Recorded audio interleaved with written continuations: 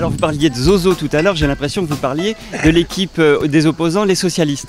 Vous avez des mots assez durs, on est en campagne, on le comprend aussi, mais vous avez pratiqué une certaine ouverture, par exemple à la CPA, vous avez confié à Jacques Hagopian, socialiste, une vice-présidence. Alors est-ce qu'il n'y a pas des choses dans leur programme, des choses à adopter aussi de votre côté?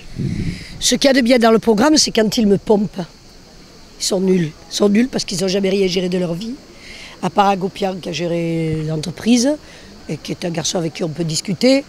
Les autres, quand ils ont géré des entreprises, ils les ont pas gérées jusqu'au bout de façon bénéfique pour l'entreprise. Et j'irai pas plus loin. Donc ce ne sont pas des gens qui ont su gérer des entreprises.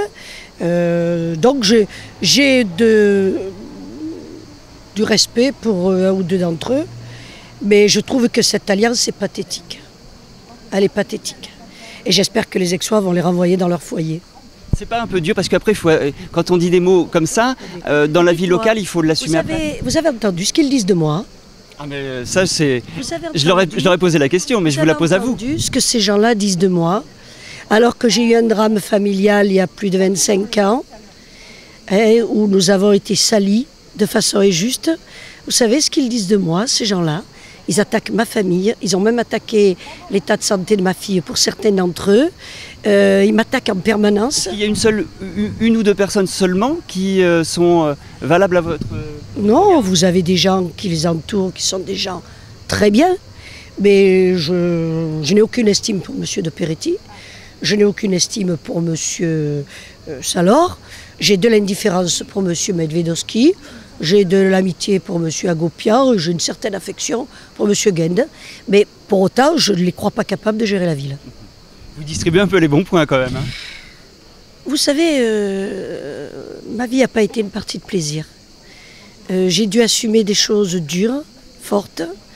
J'ai eu un destin difficile, mais fort, enthousiasmant. J'ai gagné des combats que personne n'imaginait que j'allais gagner.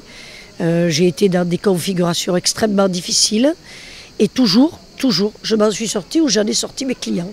C'est-à-dire que je ne me suis pas battue simplement pour moi, je me suis beaucoup battue dans ma vie pour les autres.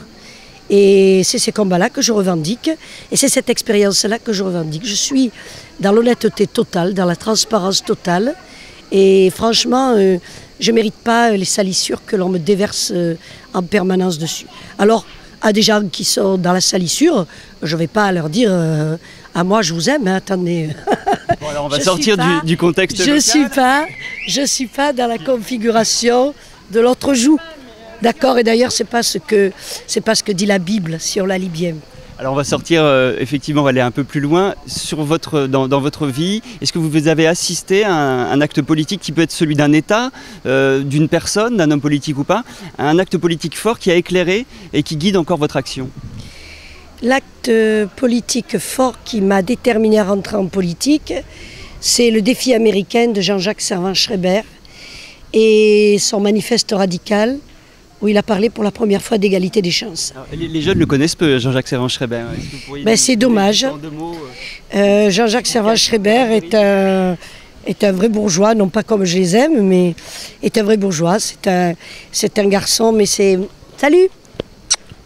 C'est cette bourgeoisie de cœur, cette bourgeoisie de l'honneur, de la revendication des valeurs de la République, puisque c'est quand même lui qui a parlé de l'égalité des chances le premier.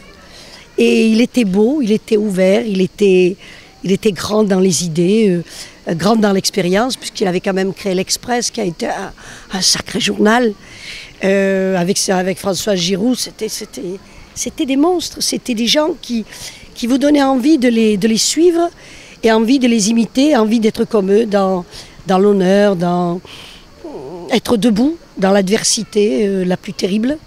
C'est ce que mon père m'a enseigné, c'est ce que j'ai toujours essayé de faire. Vous savez, j'ai eu des moments plus que terribles et je suis toujours restée debout. Merci Maryse Joassin. Merci à vous.